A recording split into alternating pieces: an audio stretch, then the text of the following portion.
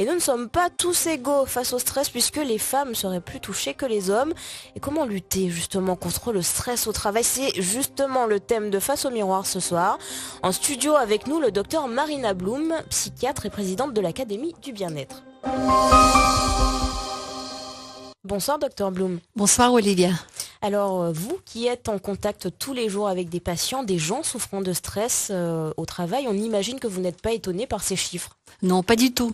Je peux même rajouter un peu plus. Donc à peu près un tiers des patients que je vois, de manière générale, ça peut être pas patients, mais les gens qui m'entourent, ils se plaignent des maux différents. Mal au dos, mal un peu partout, etc. À peu près chaque septième, ils se plaignent de maux de tête. Donc surtout ici, bon, on boit pas assez, voilà, on boit pas assez d'eau, etc. Il y a un quart à peu près qui dit je suis fatigué, mais c'est vraiment la fatigue qui est en permanence, fatigue chronique. Donc tout ça, c'est le résultat aussi du stress au travail. Et aussi, je voulais dire que quand même, quand on regarde les chiffres mondiaux, on a fait des études vraiment au niveau de tous les pays accidents, etc. Il y a à peu près 2 millions de morts suite à l'accident qui sont venus sur le travail ou maladies professionnelles. Donc c'est énorme. Dû au stress? Dû au stress aussi, parce qu'en fait 80% d'accidents mortels sur le travail, c'est dû à un manque d'attention, concentration, chez les gens qui sont épuisés, fatigués, donc un état de stress. Qu'est-ce qui explique selon vous, docteur Blum, que les gens soient plus stressés de nos jours? Il y a beaucoup de facteurs qui sont externes, internes. Donc externes, par exemple, actuellement il y a beaucoup de produits chimiques. Bruit, la chaleur, manque de climatisation. Parfois même piqûre des moustiques. Par exemple, trop de moustiques, ça peut être aussi facteur de stress à long terme. Ça peut être aussi exposition au écran d'ordinateur. J'ai regardé les chiffres aussi cette semaine. À peu près 22% de population qui est exposée à l'écran d'ordinateur plus que 20 heures par semaine. C'est énorme. Donc l'écran d'ordinateur, c'est comme un champ électromagnétique, c'est la lumière, c'est aussi la chaleur, etc. Donc après, aussi tous les facteurs qui sont liés au conflit au travail, avec les collègues, rivalité, compétition, l'information qui circule pas, donc on te prive de certaines choses qui sont essentielles pour que tu accomplisses ta tâche de manière convenable. Ça peut être aussi un rapport avec hiérarchie qui est très très difficile, etc. Ça peut être aussi, on appelle ça dissonance cognitive, ça veut dire que quand vous n'êtes pas en accord avec les valeurs d'entreprise, ça veut dire qu'il y a désaccord entre culture générale d'entreprise et vos propres valeurs aussi. On vous oblige à faire quelque chose que vous ne pouvez pas faire parce que c'est contraire de votre éducation, votre culture, peut-être même de la religion. Voilà, donc il y a beaucoup de facteurs. Après aussi, il y a des facteurs de protection. Par exemple, dans les études statistiques, Cooper, etc., vous allez trouver que l'âge avancé, c'est facteur de protection. C'est-à-dire qu'avec l'expérience, on commence à s'adapter mieux, relativiser mieux, etc. Niveau d'études, plus les gens sont mieux élevés, le revenu mieux élevé, c'est facteur de protection. Les hommes ou les femmes qui vivent en couple, pareil. Donc, le fait de vivre en couple, c'est aussi un facteur de protection. J'ai regardé les chiffres chez Être en couple, ça protège du stress. Oui, parce que j'ai regardé les chiffres chez les veufs célibataires, divorcés. Donc, il y a des études différentes, mais c'est à peu près la même chose. Entre 2, voire 10 fois plus de mortalité due au stress au travail. C'est énorme. Alors, comment on explique ça? Par exemple, vous êtes un chef d'entreprise, Olivia. Vous êtes un homme. Vous rentrez du travail. Vous avez une femme qui vous accueille.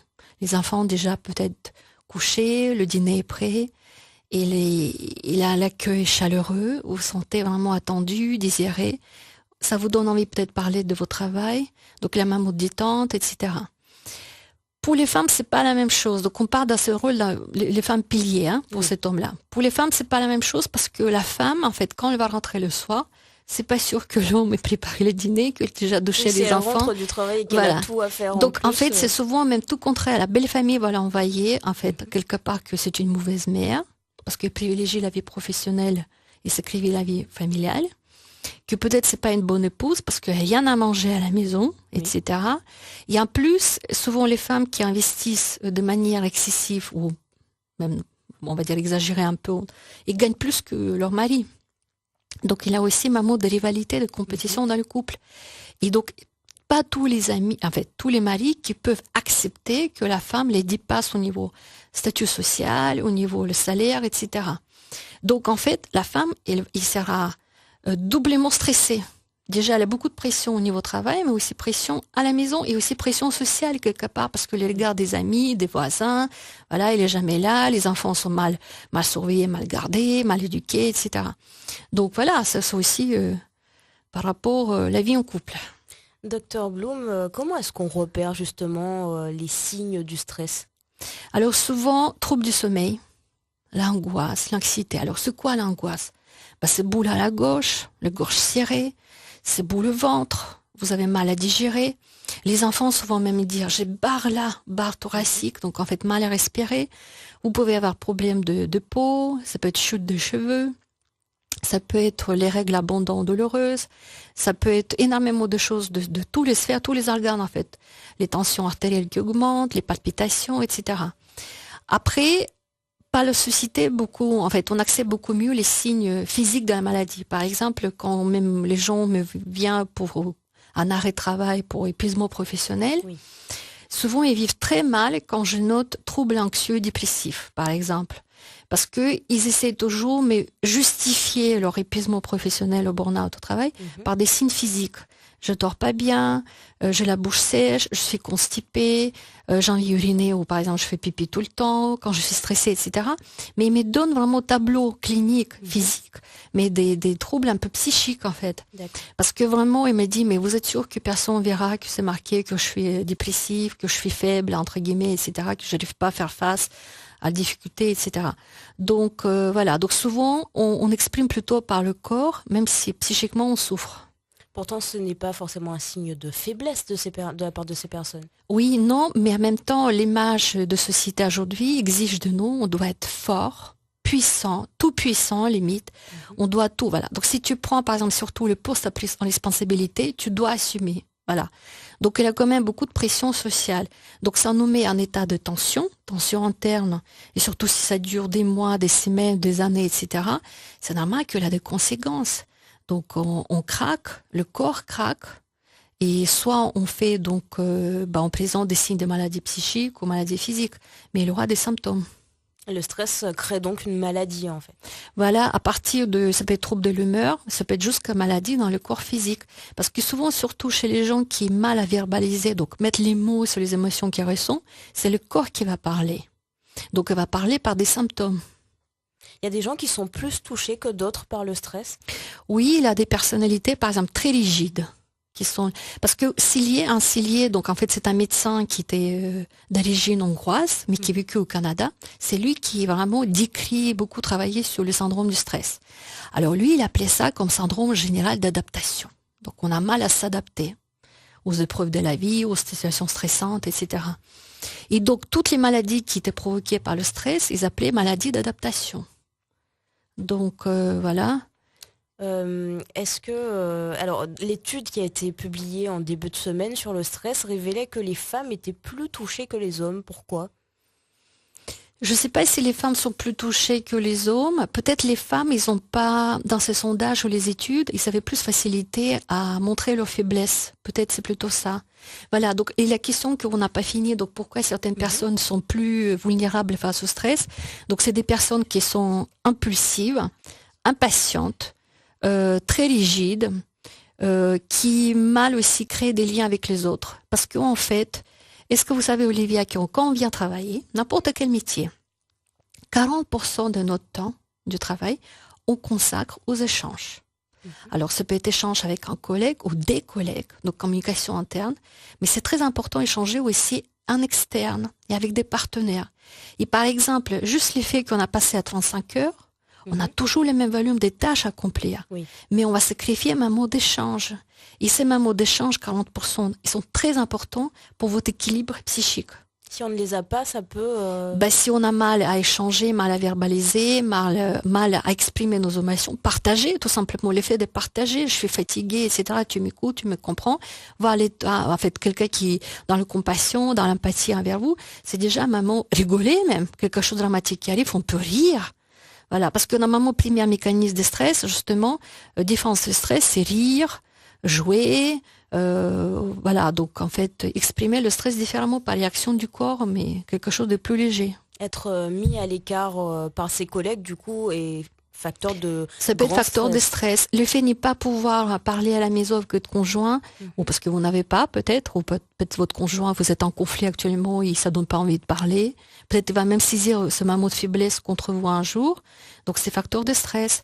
Il y a aussi des personnalités, on le trouve surtout à la police, dans l'armée, les gens qui travaillent dans le déminage par exemple. Ces types de personnes, où ils sont bien décrits dans la littérature, qui sont particulièrement froides et distantes.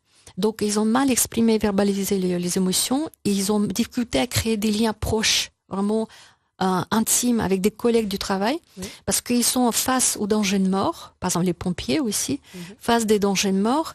Donc, elle a toujours, en fait, vécu répétitif de blessures graves de l'autre, même la mort, disparition donc définitive de l'autre.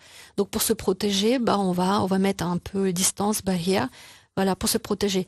Alors aussi, il y a le travail comme par exemple les pilotes. Alors, pilotes, ils ont face au stress parce qu'il faut prendre des décisions rapides au moment de, par exemple, catastrophe naturelle. Oui.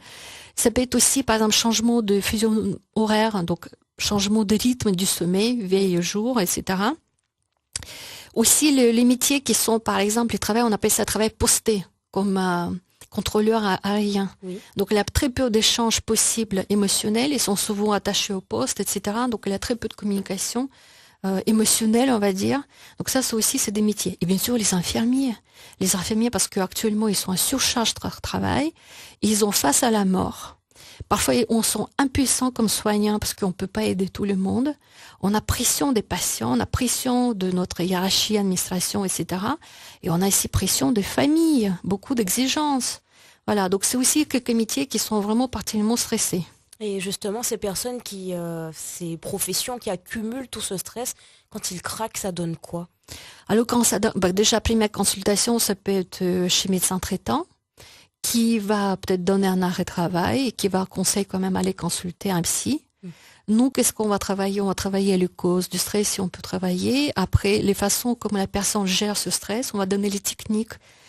Relaxation, respiration. Souvent même aux étudiants, j'ai des conseils très simples. Par exemple, un état aigu du stress, le rouge est contre-indiqué. La musique baroque, donc Vivaldi, Bach, il y a des études qui sont faites, c'est très très favorable parce que c'est vraiment une musique qui ralentit le battement du cœur. Par exemple, après, la nutrition, c'est très important. Souvent, on pense que très bon anti-stress, c'est le thé, le café, le chocolat, le tabac, mais c'est des excitants aussi. Donc en fait, c'est plutôt la nourriture qui est très riche en vitamines et sels minéraux, parce qu'on va faire tout pour booster le système immunitaire. On sait très bien que quand on est épuisé et fatigué, la grippe arrive. Quand là, autour de moi, plein de gens qui sont je suis malade avec la grippe, la première pensée, ils sont fatigués. Donc voilà, c'est pour ça qu'ils sont aussi système immunitaire. Parce qu'on a un contact avec les microbes en permanence, mais tout le monde n'est pourtant pas malade. Oui. Voilà. Donc après aussi, au niveau des contacts, très important avoir un animal à la maison. Je conseille à tout le monde. Les études ça prouvent. Lutte contre le stress. Oui, les études qui prouvent. Quand même vous adressez à votre chien, votre chat, votre ton de voix échange. Il paraît, on a fait des études sur les battements de cœur, sur les niveaux de sucre dans le sang, au niveau de pression artérielle. Quand vous parlez, vous caressez votre chat ou chien, vos paramètres, ils deviennent normaux. Donc, immédiatement, donc c'est magique. Après, bien sûr, contact physique. Même si vous faites l'amour, c'est bien. Mais même si vous touchez, vous caressez votre partenaire, votre enfant aussi, vous regardez les enfants jouer, vous touchez votre enfant, cette boule d'énergie, cette lumière, c'est excellent anti-stress aussi. Alors on dit souvent que le manque de soleil peut générer des dépressions. Est-ce que du coup, nous qui vivons au soleil, c'est avantageux contre le stress? Alors, les manques de soleil, c'est souvent on observe dans les pays scandinaves et on parle plutôt des dépressions saisonnières. Alors c'est tout simplement effectivement moins de lumière du jour, c'est un lien avec mélatonine. C'est l'hormone en fait qu'on produit plutôt à la tombée de nuit. Donc c'est aussi, on appelle ça un médiateur un peu du sommeil. Oui. Voilà. Donc ici on n'a pas ce problème, on se lève très tôt, on se couche tôt quand même ici je trouve, on couche très très tôt. Donc c'est plutôt dans ces cas-là, c'est pas vraiment le stress, c'est plutôt le trouble de l'humeur. Mais si par exemple on était très stressé, est-ce que le fait de s'allonger par exemple au soleil, je donne un exemple comme ça pourrait faire qu'on se sente un peu mieux? Moi, je dis conseil aujourd'hui à tout le monde, n'y pas vous allonger au soleil. Surtout ici, il y a des trous d'ozone, etc. Donc on dit il a vraiment flambé des cancers du peau dans le monde. Pourquoi? Parce que justement, on s'allonge au soleil, on utilise plein de crèmes. Avant, on faisait pas ça, on se protégeait, on mettait les vêtements avec longues manches, etc. Non, ne vous allongez pas dans le soleil. Si vraiment vous allez envie de voir le soleil, allez accueillir le lever. Alors, il existe une thérapie comme ça. On accueille le lever du soleil, on accompagne coucher de soleil. Donc, c'est un mot magique parce que vous vous reconnectez à la nature. Donc, aussi, excellent anti-stress, c'est connexion avec la nature. Allez respirer dans les forêts, dans les mamelles, justement. Allez respirer brise face à la mer. Exposez-vous au vent, regardez le soleil, demandez la force au soleil. Vous pouvez communiquer aussi avec tous les aimants de la nature. C'est comme ça nos ancêtres faisaient. Ils faisaient les prières au vent, prières au soleil, etc. Donc, touchez la terre. Marcher pieds nus, bon, effectivement, attention pour les clous, etc. Mais vraiment marcher, par exemple, si vous voulez pas nager, vous n'aimez pas la mer, allez marcher dans la mer. Mais vraiment toucher la nature, rester en contact avec la nature. Docteur Blum, vous êtes psychiatre, mais vous faites également partie de l'Académie du bien-être.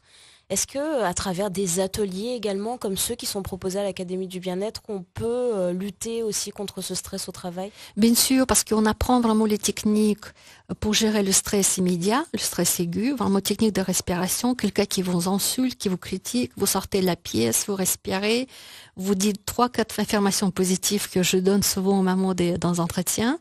Vous revenez, vous voyez les personnes, vous l'envoyez beaucoup d'amour, beaucoup de compassion, beaucoup de lumière. Vous gérez différemment. Moi, souvent, même au CHU, les gens me disent, tu es trop gentil. Tu es trop gentil. Mais parce que j'envoie la lumière à cette personne. Donc, il faut pardonner aussi, etc. On fait des ateliers, on fait des conférences. On donne aussi des conseils individuels par rapport vraiment, comme vous avez bien compris, profil psychologique de chacun, par rapport à la situation vraiment de chaque personne. Parce que, bon, bien sûr que pour donner un conseil comme tout le monde, que positiver, cultiver la joie, cultiver l'amour. La vie est courte, on n'a que des passages sur cette terre. On peut donner des conseils d'ordre général, mais on peut donner aussi quelque chose de très précis par rapport à chaque situation donnée. Parce que aussi, harcèlement moral au travail existe. Mais pareil, j'ai regardé les chiffres, 32 pays, là, l'étude qui était faite, entre 9 et 11% harcèlement moral. Et harcèlement sexuel, c'est beaucoup plus. C'est entre 15 et 25%. Donc ça existe. On peut vous aider, on peut écouter, on peut vous donner, proposer des pistes, quoi faire, etc. Oui, ce sera l'objet d'une autre émission que l'on fera effectivement sur Face au miroir. Docteur Blum, c'est l'actualité. Je ne peux m'empêcher de vous poser la question justement par rapport à une crise comme celle qui touche le CHU en ce moment. On imagine que ça peut être un facteur de stress en plus pour tout ce personnel soignant. Oui, bien sûr, c'est un mot de stress parce que surtout c'est inconnu, on ne sait pas un peu qu'est-ce qui va devenir le CHU dans les jours qui viennent ou dans les heures qui viennent. On s'inquiète aussi pour nos patients qui sont transférés ailleurs. On assure nos consultations en dehors du CHU normalement, les bâtiments Rico, etc. n'est pas touchés, nos CMP ne sont pas touchés, donc on continue notre travail normalement et on espère que les urgences bientôt ils seront ouverts et proposés. Et deuxième quand même aussi l'idée de tout ça, parce que tout le monde, qu'est-ce qu'on se dit dans le couloir, ben j'espère que aussi cette situation de crise va aider à accélérer les projets de construction et d'ouverture de nouveaux bâtiments du CHU, parce que vraiment le centre du CHU, c'est vraiment un hôpital majeur pour toute la région des Caraïbes. Je reçois énormément de patients, et pas que au Grand Air, il y a des gens qui viennent de Saint-Martin, d'Iserade, parfois même de Martinique, Marie-Galante, donc Saint-Barth. Donc vraiment, il faut vivement que nouveaux bâtiments s'ouvrent bientôt au Rézé. Ben, on l'espère en tout cas. Merci Docteur Blum d'être venu ce soir avec nous dans Face au miroir. On rappelle que vous êtes psychiatre et bien sûr vous êtes présidente de l'Académie du bien-être. On l'aura bien compris avec vous, on peut lutter contre le stress au travail. Encore faut-il peut-être souvent accepter de se faire aider, de faire par exemple des ateliers. Mais merci encore Docteur Marina Blum d'avoir été notre invitée ce soir dans Face au miroir.